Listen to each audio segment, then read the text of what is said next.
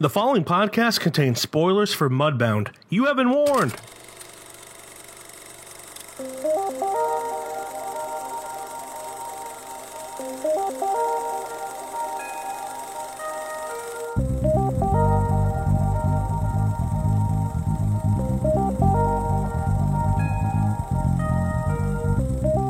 What's up, everybody? Welcome back to another episode of KFR News Radio. This is your host, Benjamin Button, along with your host, Miguel Megusto. Yes, that is me, myself, and I. Before you get started on whatever you're about to say, I have been told to tell you something. Mr. Steven, he loves you on the podcast. He wanted me to shout you out specifically. Is this your Steven? This is my Steven. He said, yes. Tell Mike, and he sent this personally, he said, tell Mike, God damn it, that I love him on the podcast. And I said, too, Steven. I'm going to do my best. Yes. And here we are. This is my best. I got a question for you, a follow-up question. Was he drunk when he said this? Well, he was at the beach for a little bit. Was he drunk there? I don't know. It's beyond me. Can't tell you. I take it as truth no matter what. But just the way you delivered it came off as drunk. I think he was just really aching to let you know that drunk with he love has for a me. Passion for you. He's got something. He wants you to know. You know what's funny? All of the Regal cast does for some reason. My entire life growing up, the girls I had crushes on didn't have crushes on me, or if they did, I found out much too late. Yes. And the only other people I knew for a fact had crushes on me were straight men. Exactly. Straight men love me for some reason. And now look at us now. Yeah. It's every other guy. You got that crusheroonie on you. I got straight man crush vibes, I guess. I don't know what that means. Everywhere. Yeah, like I had to fight off straight men. I've never had to fight off ladies, which I wouldn't want to fight off ladies. That'd be and weird. God forbid and the day that you ever have to stop fighting off the straight men. Kill me. Yeah, put me down. Put me out of my misery. I have nothing left to live for if it's not for the straight men. I don't know what that means. Let's move on. I know what it meant.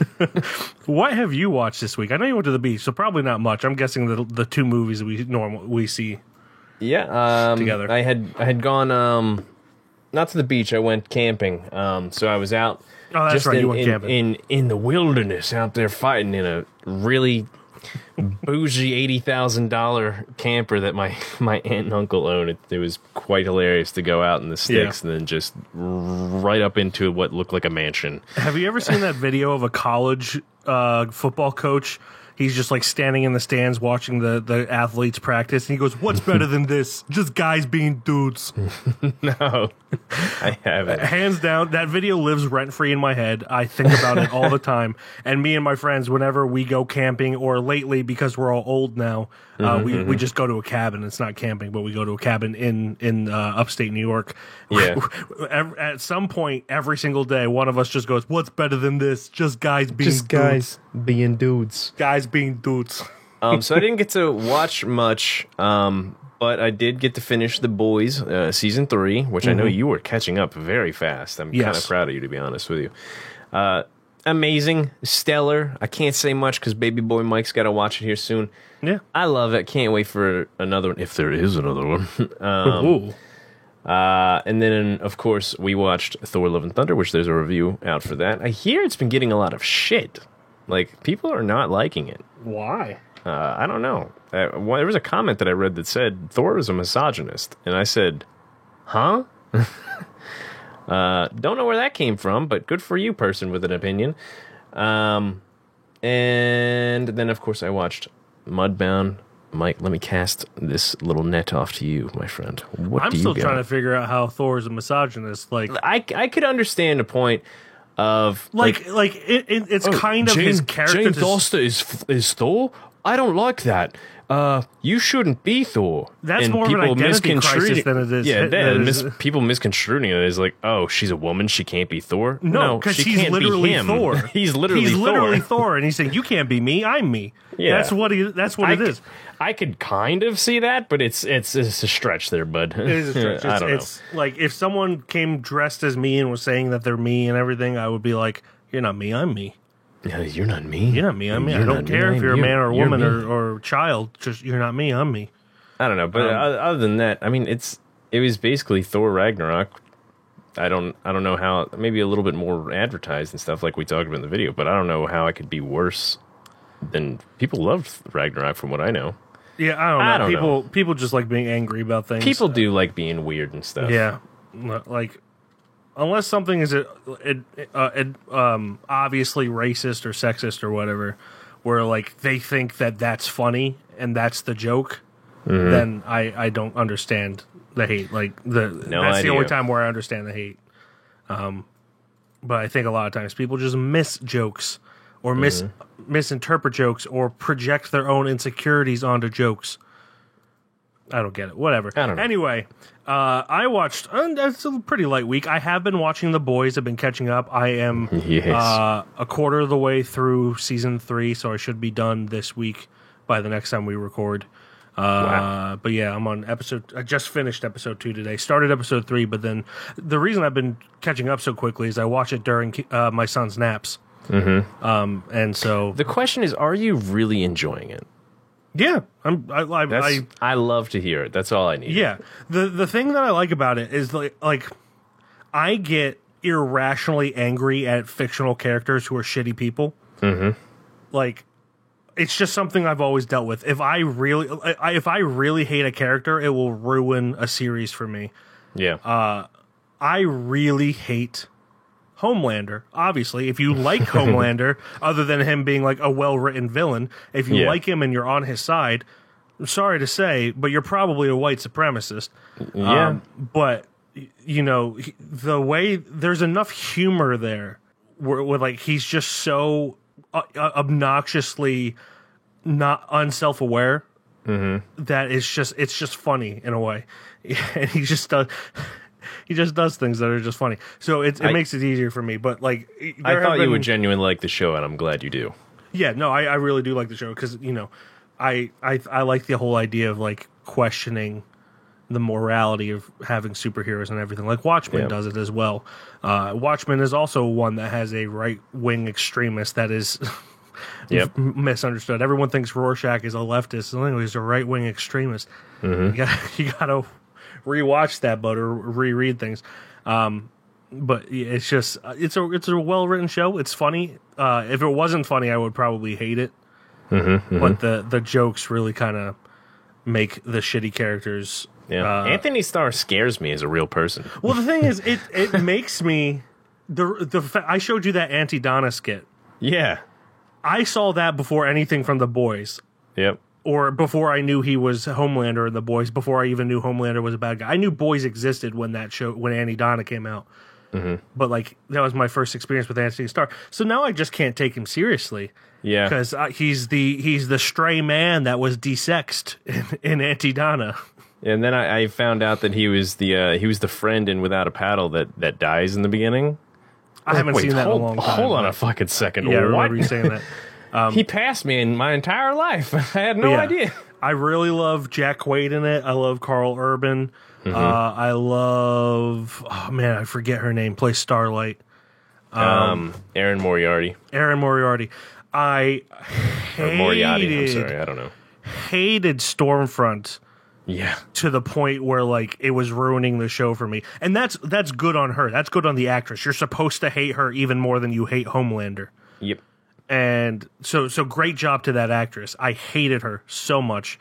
And I will say nothing more other than things were done right by that character. But yeah, love The Boys. Can't wait to finish this season. Yeah. That's that. Yeah. Anyway, getting into the 6 movies I watched.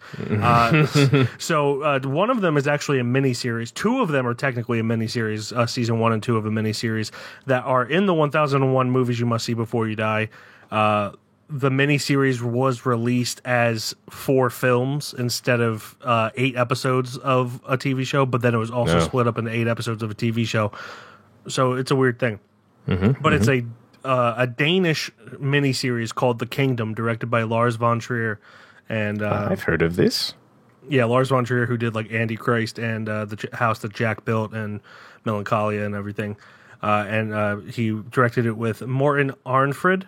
It's essentially a very, very, very dark, I cannot stress dark enough comedy that takes place in a hospital. So it's kind of like an ER type show, but very dark and very funny at times. Yeah. The second season more so. The thing I told you to remind me about that I remember is that just to show I'm glad you remembered it and I didn't. Yes, to show you the humor about this. There's this one doctor who, like, he's Swedish and he hates Dutch or Danish people. And like every episode, he says Danish scum at least like 3 times. It's really funny. But he's the funniest character in the entire thing. In season 2, someone tells him, doctors can get sick too, and it's like this revelation. He never thought that doctors could get sick, and now he's really worried about it. So someone tells him the best way to see if you're sick is if you check your poop, and if it floats, it's good. If it sinks, it's unhealthy. Yep.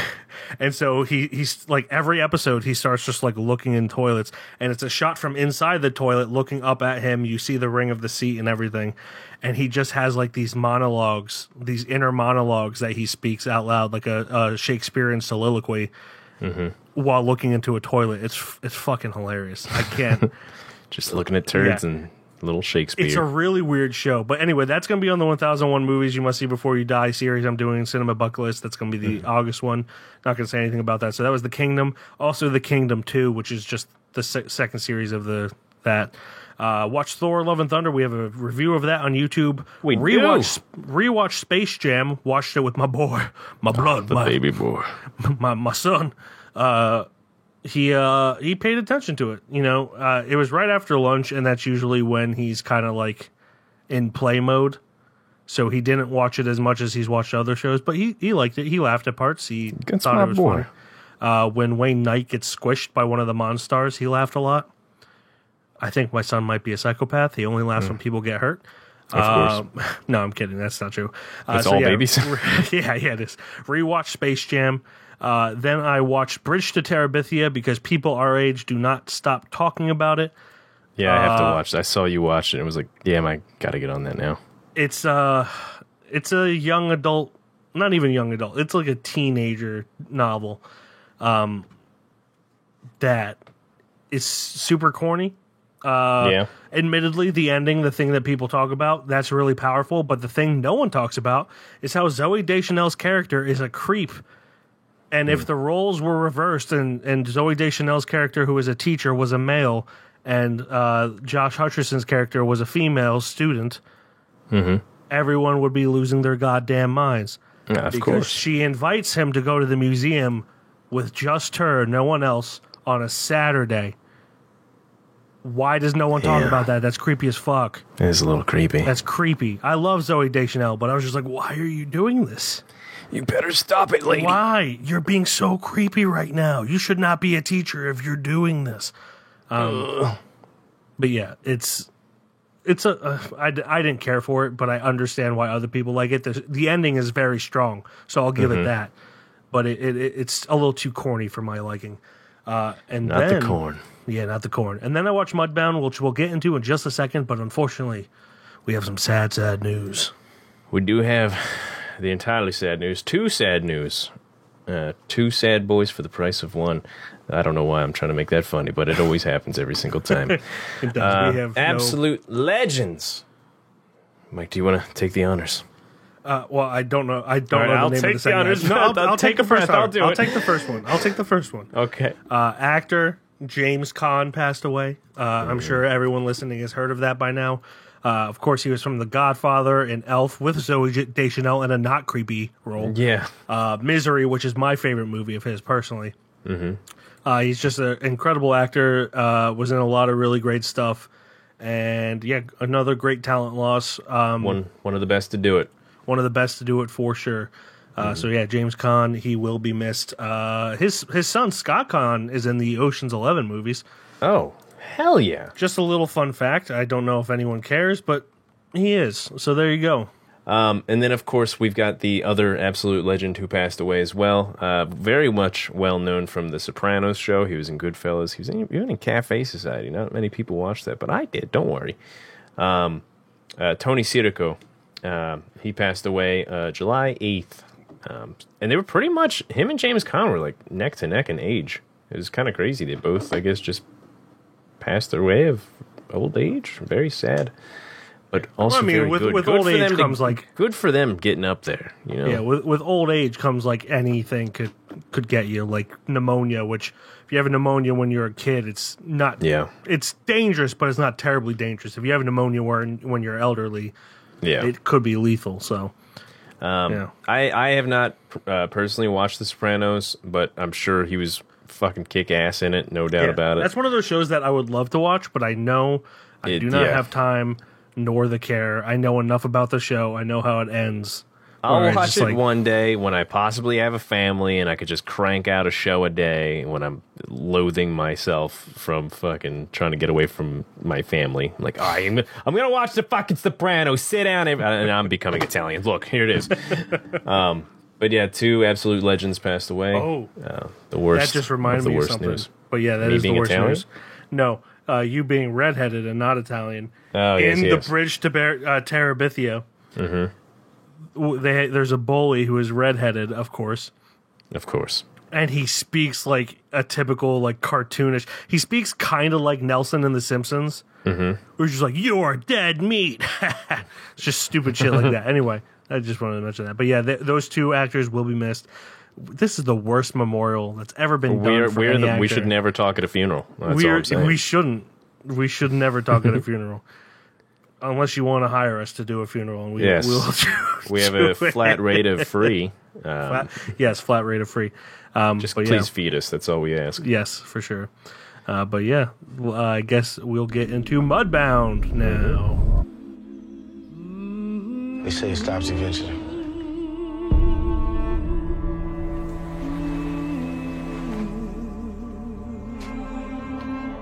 You just come back. Come all the way back. My nightmare's always the same. I scream. But there's nothing coming out. This place, this law, we don't belong to that. And I think of the farm. I think of mud, encrusted knees and hair. Our family's in trouble. You understand that? Do you? What's the worst thing you ever did? You betray your own blood. You can't even see your own wife is miserable. Silence. Oppression. Fear.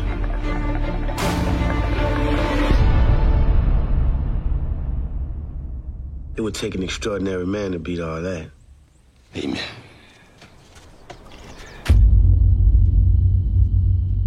Two men return home from World War II to work on a farm in rural Mississippi, where they struggle to deal with racism and adjusting to life after war. Directed by Dee Reese and written by Virgil Williams and Dee Reese, based on the novel by Hilary Jordan. It stars Jason Mitchell, Carey Mulligan, Jason Clarke, Mary J. Blige, Rob Morgan, Gary Hedlund, and Jonathan Banks, as well as a few others in smaller roles. Kelvin Harrison Jr. is in there. I don't remember seeing him. I'm sure he's in there for a hot minute. Yes. Yeah, I picked this one because I had heard a lot of good things about it, started it a couple times, and stopped just because I was not in the mood for this kind of movie. Not because it was bad, I just wasn't in the mood to watch it. And had to either get in the mood to watch it or force myself like I did here. But I have just one controversial thing to say before we really get into it. I know this is going to raise, unfortunately, a lot of hell, but I hope you all are on board with me here. So I'm just going to come out and say it. Careful, please. Fuck the Klan. Fuck, yes, absolutely. Fuck the Klan, man. Actually, I'm scared to say that. The Klan will be coming to me and be like, "Oh, who cares? What the hell you say? Fuck them." Yes, absolutely. They're little cowardly bitches who cover their faces. Assholes in robes, and not even the cool kinds of robes. They're in fucking stupid robes. Like, How dare you not wear a bathrobe? That's the best kind of robe, fucking dickheads. You're just all a of you. stupid robed man. Stupid. And your hat's pointing. Who has a stupid? You couldn't even make a nice curved hood. Yeah. You fucking morons. loonies. You fucking racist pieces of shit. Jesus anyway. Christ. But jokes aside, yes, absolutely fuck the Klan. They're the worst of the worst. And honestly, just fuck racism.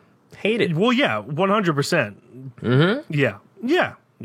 Most people won't say that. Us here, controversial. We'll say that shit. Not afraid to say fuck racism. Okay. But yeah, this I was, it was not really what I expected it to be. It was not what I was expecting at all. I don't know what I expected. I mean, it's the synopsis to a T. I was expecting the racism, and I was not ready for that turn when that actually popped up. Jesus, I was like, no. oh, hell, fuck, shit, balls. I'm getting flagged from every platform right now, but there we go. But yeah, I when that came up, I was like, oh my God, no, please. Yeah. But let's get to that point, shall we? Let's get to it. Yeah, the synopsis talks about two men returning home from World War II, but really it was a story about just kind of four people almost, not just two people, maybe even five. Closer to six. I would say six. Yeah. Because So it's like Carey Mulligan, Jason Clarke, Garrett Hedlund, Jason Mitchell, Mary J. Blige, and Rob Morgan. They're like the three main characters that all have narration at some point. Yeah, it was like a shared, dialogue in each other's heads, and they're, I guess, terrible probably word for it, a little character study of each, how people interacted with each other in that scenario in particular. And I wasn't expecting that, at least from the synopsis. I thought it was just going to be literally about two people just chilling, not all the other inner dialogue and everything like that. Yeah, it's very, at least I got this. It feels very inspired by Terrence Malick films, where, in lieu of seeing dialogue on camera, while that does happen, the majority of it is voiceover from people's perspectives. Yeah. And their voiceover is slightly poetic in a way. And that's something I definitely didn't expect, but was greatly appreciated because it made it more interesting. And the whole thing, the whole time you're just kind of waiting for the title to make sense. And for me personally, I might be dumb, but for me personally, the title didn't make sense until the very end when, Garrett Hedlund's character and Rob Morgan, Mary J. Blige, and their family, they're all leaving the mud, and then Carey Mulligan and Jason Clarke are bound to the mud. Like, everyone's kind of trapped in this mud throughout the film. And it's very fitting that Jason Clarke's character is the only one, stuck in the mud at the end. Of course, Carey Mulligan as well, but she's married to Jason Clarke. So, unfortunately, I mean, she's stuck there, too, even though she doesn't quite deserve it. Just a bunch of bastards stuck in the mud. Yeah. So, it was just one of those things. And I might be focusing on the title too much, but, that felt very poetic to me at the end where, everyone's escaping. It's just a very muddy film, the entire movie. They even say that in the first, 10 minutes. I kind of got it because they were like, oh, yeah, we're from this place and now we're heading to Mississippi and everything's so brown. I fucking hate how much this is brown. My whole life has been, it's like Carey Mulligan just kind of doing a narration. Yeah, I do remember that, yeah. And so I just assumed it was like them actually literally being mudbound, moving to Mississippi, and then the story begins. Yeah. I think my son woke up at around that part. Yeah. So I think I didn't quite let that part settle. Usually you're the one that doesn't get things, so you know what? I'll let you have this. There's a few times where I'll get it, and when I do, dear Lord, watch out. When you do, you're gonna look stupid. No, but everyone's really good in this movie. There's not a weak performance in any of it. I personally, watch out, Mike. This is a little more controversial. I hate when Jason Clarke plays characters you hate. He does it so often, and he's so good at it. It drives me nuts. And he seems like he'd be a good dude in real life. Absolutely. And even worse was fucking Jonathan Banks in this. I'm like, no! He's not my Breaking Bad boy! The one, even though he's a killer, he's the one moral character in Breaking Bad. And in this, it's just like, wow, Jonathan Banks. Just like, I can't keep defending you. Happy McAllen, you're a piece of shit. Yeah. I was about to say Jonathan Banks, but he's not a piece of shit. But yeah, like you were saying, everybody's just fantastic in this movie. And Yeah. I mean, those two, I'm just sitting there, I'm like, God damn it, why'd they have to be pieces of shit? But it's good because they're doing so well at it. The characters aren't good. They're pieces of shit. I want to clarify that. But the actors did very well at playing all of the characters around. And God, I thought Garrett Hedlund's character was going to be a little bit more of a piece of shit, and I'm glad it didn't end up that way.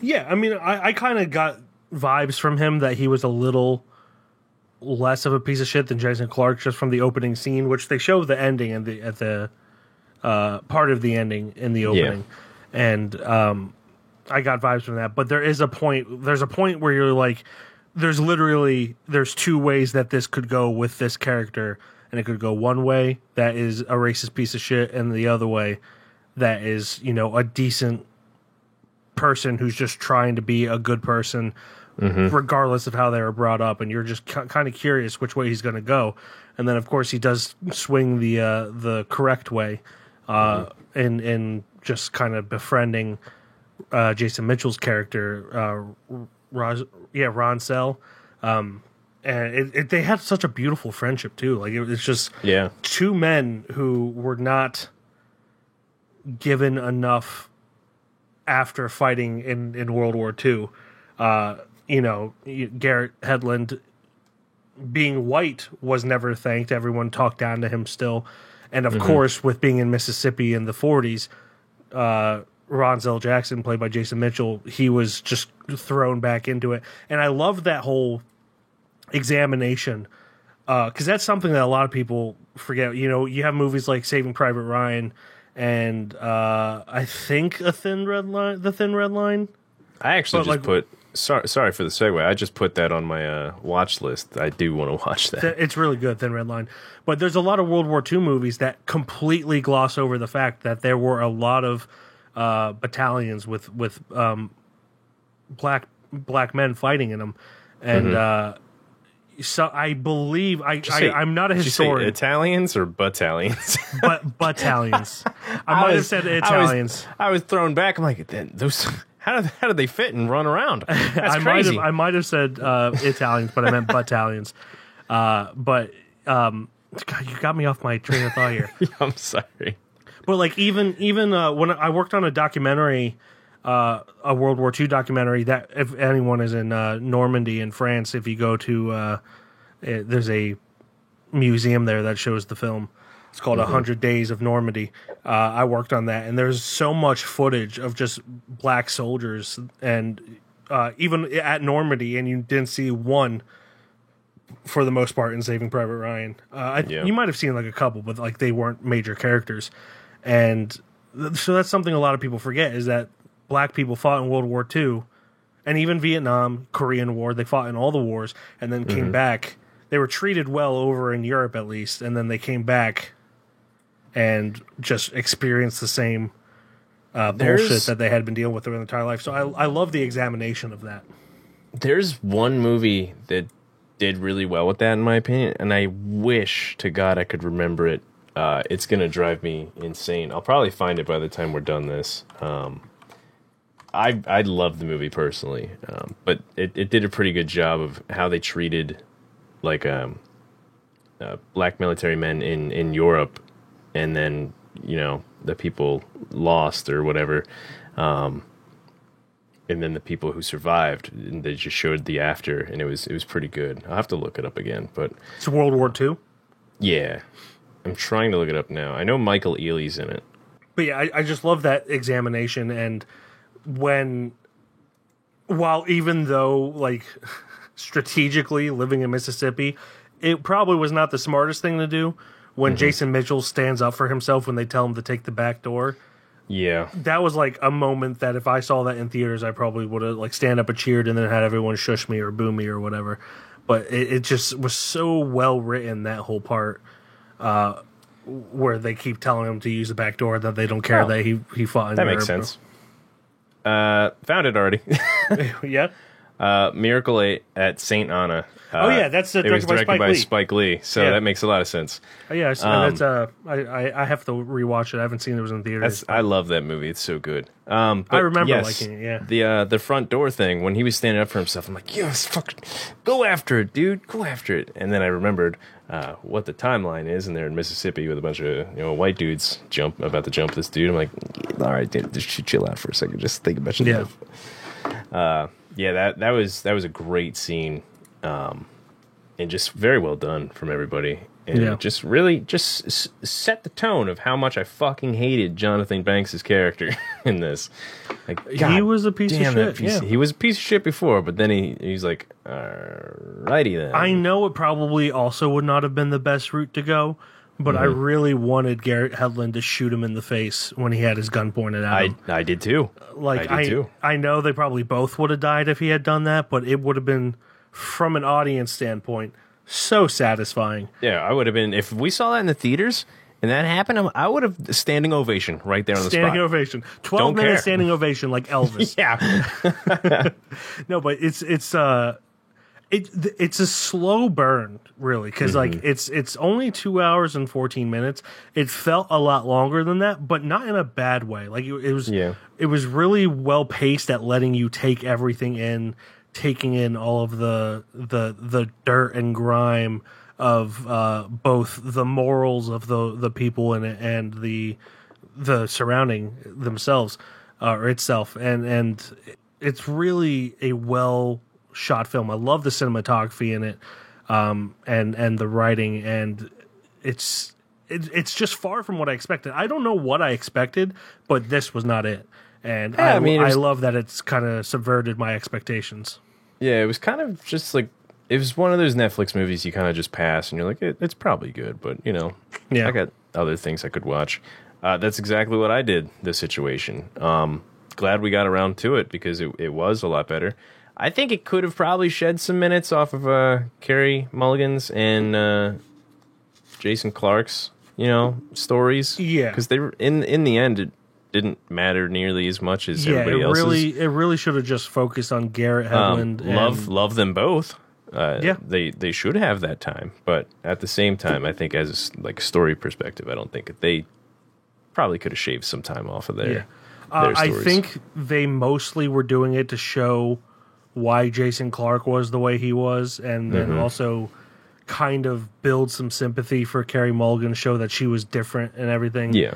But that's something you could have easily done with just like little acts of kindness, like when she pays for a doctor to help Rob Morgan heal his leg and everything, when Jason Clarke didn't want to. So I agree with you there. They could have shaved some parts off of them, but like keep everything else for Garrett Hedlund and Jason Mitchell. But if it remained focused on just those two, and then maybe for like 5-10 minutes here or there went to Carey Mulligan and Jason Clarke, but we didn't need to see their whole backstory or everything. Yeah. We that was wasted minutes in my opinion.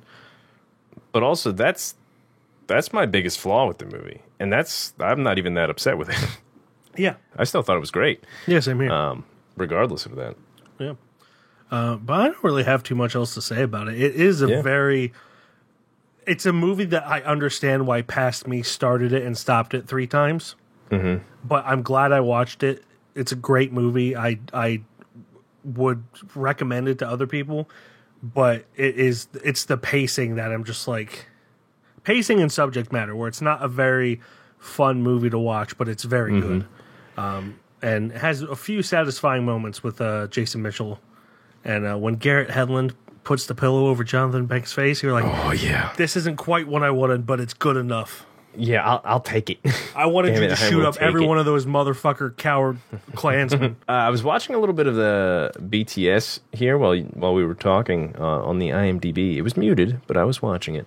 And it does make me want to watch another Dee Rees movie, because she looked like she's just having genuine fun on set and just like showing everybody around, showing them what to do. Just really good talent. As far as that all goes. I don't think I've seen anything else she's done. I don't think I have either. I was looking through it, and there's nothing that jumps out. Empire. She did one episode of Empire.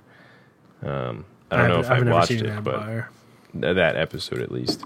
Yeah. But that was really the only thing that really stands out as far as what I've seen. But I mean, she was nominated for Best Adapted Screenplay for the Oscars, and so I mean, it's definitely well earned with the writing there. Yes, I think it was also nominated. Was Mary J. Blige nominated? Let me pull that up.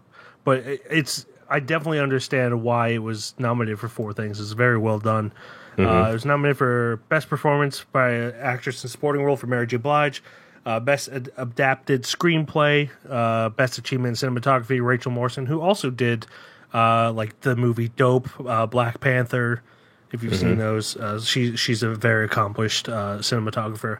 And then Best Achievement in Music written for a motion picture for original song for Mighty River. It's probably in the end credits. I don't really remember it. I turned the end credits. I don't have time to just watch end credits for the most part anymore because I'm always worried that my son's going to wake up. So I'm like, yeah. Need any of that little time you got. Exactly. So that does it for our review. That brings us to our judgment for Mudbound. As always, it has to be unanimous decision whether or not it goes onto the KFR shelf with the likes of Apostle and Handmaiden. I picked this, so I get to go first. I think it's very clear from the way I talked about it that it does go on the shelf. It's a very well-made movie. It shines light on what is often forgotten in World War II history, which is black soldiers coming home after being treated like heroes and then coming home to being, mistreated like they have always been in our country. So it's a beautiful story with that and the friendships people make. And also fuck the Klan. So yes, this goes on. Absolutely. I would say this does go on the shelf. I would say so too. The only really negative that I had was that it could have taken off from the Carey Mulligan and Jason Clarke a little bit, but that's my biggest flaw with it. I've got really nothing else bad to say about it. I enjoyed it. It was great. Yeah. I second what Mike said as well. Yes. So fuck them bastards. Fuck the Klan. Fuck them. Fuck them. So Mudbound does go onto the KFR shelf for the likes of Apostle and Handmaiden.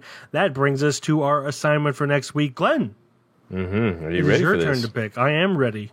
I know you asked for a list of my 1001 movie list, so you don't pick one. But I'm trying to stay away from the ones that you have to watch for that because I don't want to have you. I know you said you don't mind, but I don't want to have you rewatching movies. I want to say this: if it's one that you really want to watch, and it's not just one that you're picking just for the sake of picking it, just pick it. I'd rather. And I'm genuinely curious because I didn't look at the list yet. I was making a watch list on Letterboxd. I have a little list that's like shows what you haven't watched and what I have or want to, but I haven't looked at it yet, and I'm hoping this isn't on it. So here we go. My choice for next week's movie is going to be Sophie's choice. I'm sure that's on here. It's probably on there. There's a YouTube channel. I cannot remember for the life of me right now. I used to plug it a lot on here, but they used to rant and rave about how good this movie is, and it's. I love Meryl Streep. Don't get me wrong, but it's really the only Meryl Streep movie that I've wanted to watch just out of my way. So we're gonna watch it. So this has got Meryl Streep, Kevin Kline, Peter McNichol, Greta Turkin. I don't know why that name. It was like a pickle jumping out at me. McNichol with a pickle. Jesus Christ. All right. So anyway, Sophie's choice. Sophie is the survivor of a Nazi concentration camp who has found a reason to live with Nathan, a sparkling, if unsteady American Jew, obsessed with the Holocaust. It is directed by Alan J. Pakula, written by William Styron, based on the novel Sophie's Choice. And then the screenplay is by Alan J. Pakula as well. And of course, it stars all those people I had just recently named. Like I said, it's one of the only Meryl Streep movies that I really ever want to go out of my way to watch. But be wary, people. It is rated R, and it's 2.5 hours long. So yes. There's that. There are secrets beyond imagination. There are memories time cannot erase.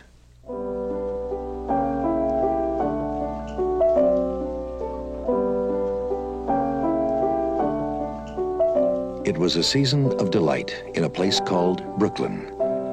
The season of Sophie and Nathan, and a young man called Stingo.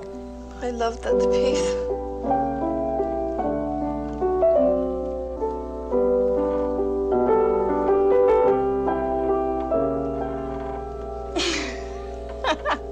Look at this, God's gift.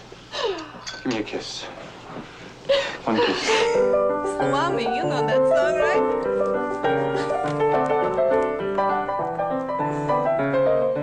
All summer long they were together, drawing ever closer to the mystery of Sophie. Ever closer to her unthinkable secret. Sophie. Oh, please don't go! Don't go away from me, please!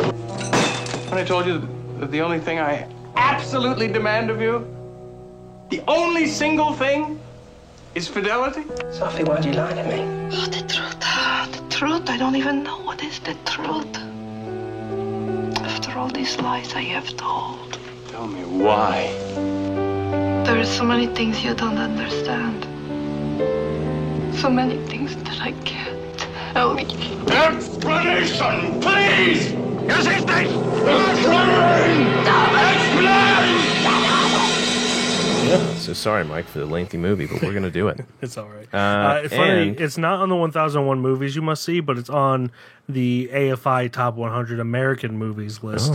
Wow. Yeah, there is some stuff there. And to watch that movie, it will be on Tubi for free, Crackle for free, Plex for free, and with a subscription, you need Fubo TV, Showtime, Philo, premium subscription, watch out, Amazon Prime, Roku, Sling, and then renting from all the other ones. Yep. So any of those I named, go for free if you can. But yeah, so Sophie's Choice. Yeah, that is we keep picking like depressing movies, man. Yeah, there was another one. It was like a concert type like movie that I was gonna pick, and then I saw you hadn't seen this. I'm like, oh, hell yeah. Yeah, and let's get sad. Yeah, let's get sad. Let's get sad. Anyway, Sophie's Choice is our choice. Oh, we don't have a Sophie's Choice, which I know what the choice is. So if you don't know what the choice is, be prepared to be sad. Be prepared for sure. Do you know what the choice is? I've learned my lesson, yes. Okay. Sophie's Choice is our assignment for next week. Thank you, everyone, for listening. As always, you can check out our website at www.keystonefilmreview.com, on Instagram, Keystone_film_review, Twitter, Keystone_film, Facebook, YouTube, TikTok. I think that's all. Keystone Film Review, and on Letterboxd, I am Mike, KFR. And I'm Glenn, KFR. And that will do it until next week when we choose between watching Sophie's Choice and watching Sophie's Choice. Not much of a Sophie's Choice there. Can't wait. Goodbye, everybody. Bye-bye.